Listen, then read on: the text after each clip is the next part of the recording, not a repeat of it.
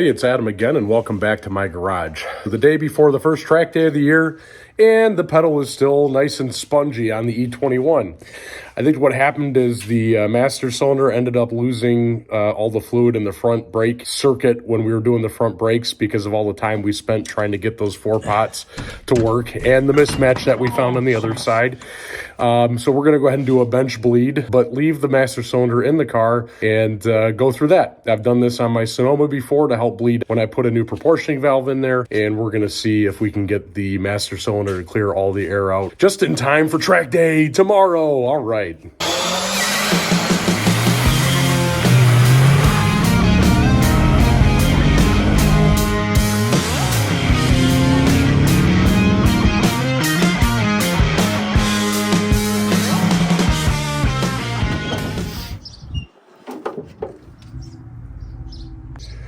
Okay, the first thing we're going to do here is remove the outlet lines from the ports there on the master cylinder, both on the front and on the rears. And then we're going to pipe some clear line from the outlet back into the top of the reservoir here. And then I'll show you what we do next. So these are something that I made up. If you're interested in seeing how to bend brake lines and flare them, let me know down in the comments and I'll do some videos on that. But basically, I put these hard lines into a nice clear plastic line there. I will put them into the ports down here and route the plastic line back into the reservoir, making sure that that's always in fluid down at the bottom. And basically we pump the bubbles out.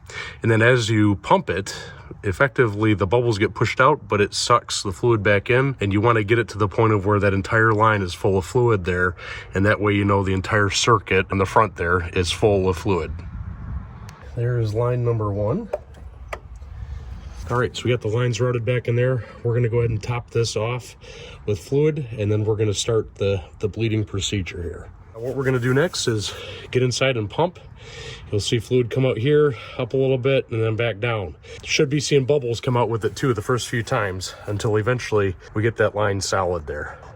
One other thing I should mention, we're going to jack the front of the car up too to get everything tilted back. So that way we have any other air up in the front of the master cylinder. If you ever noticed, the master cylinders on cars typically point up just a little bit. That helps with getting the air blood out of the system. But to help that even more, we're going to go ahead and jack the front of the car up about probably a foot. All right, let's get pumping here. See a couple bubbles coming out of there.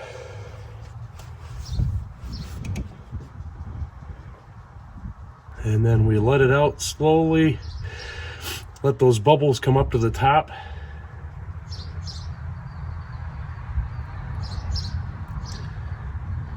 And as you're letting it out slowly, basically it's sucking the fluid back in, but it's keeping that bubble at the top of the loop of the clear line there. The key is you don't want to suck any of the air back down into the hard line there as you're doing this. All right, here we go with all 3 circuits plugged into the reservoir there.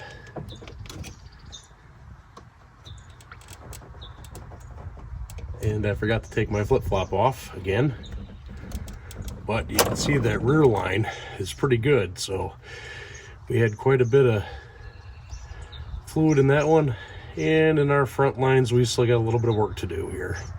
I think that is the right front circuit there. The top port on the front of it is the most full right now. In fact, that whole line is full, so that one is in good shape. The rear one is pretty close. And our left front, we got to do some more work on here.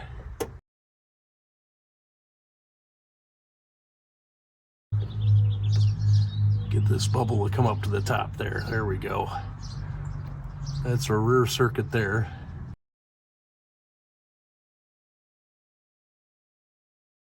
Bubble's getting smaller on our rear circuit. Our left front is not really cooperating with us, but once we get that rear circuit filled up, we will turn our attention to that left front. I think that might have squeezed out our bubbles completely for the rear. Let's see. Yeah, she's looking pretty good. And our left front is got more fluid in it this time, so that's a good sign. So this one is full. That's off of our bottom side down there. Let's just confirm that bottom side goes to the left front, and this top one here that we got to bleed a little bit more goes to the right front, and then our rear is full here, so that is good. Looks like I had a chunk of something in that one.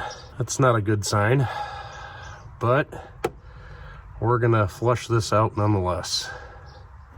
Oh, and I don't want that guy to come up there either. Oh, there we go. She's getting there.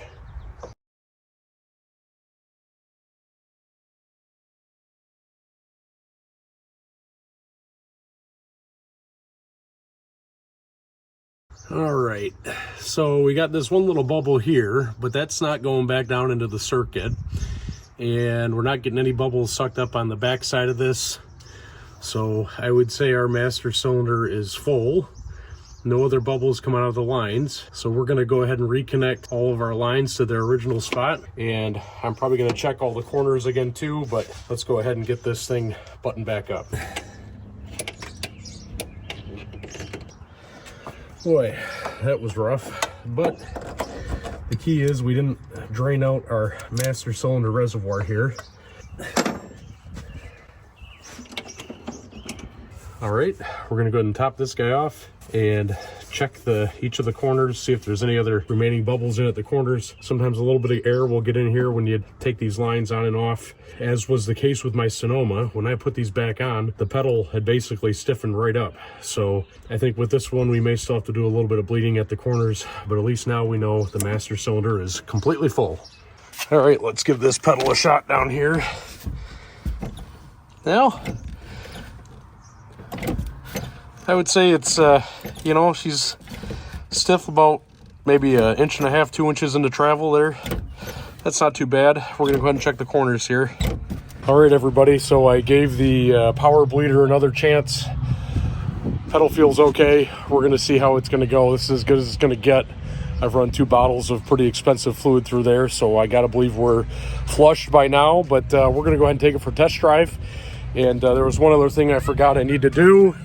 Is this guy down here likes to come loose all the time, and since she's getting a little long in the tooth, we're just gonna do this.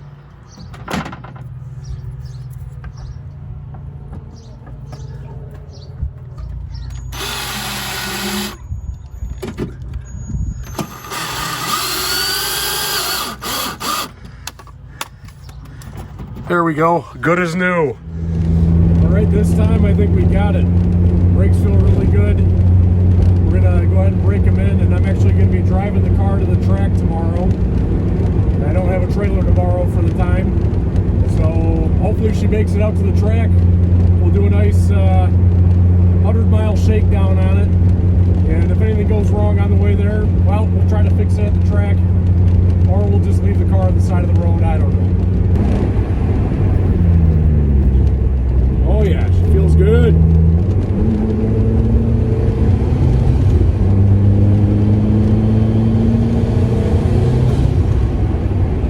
I think we're ready to go. Got the car packed up here in the back with some extra E85, got some tools, also have some extra oil down there. Basically, yeah, we're ready to go. Pedal feels pretty good. We'll break her in as we drive to the track tomorrow. Reminds me of going back to my old days in college when I used to drive the old girl out to the racetrack for autocross. But truly excited about tomorrow. Hope you guys enjoy the video and the series of crises trying to get this thing together for the track day.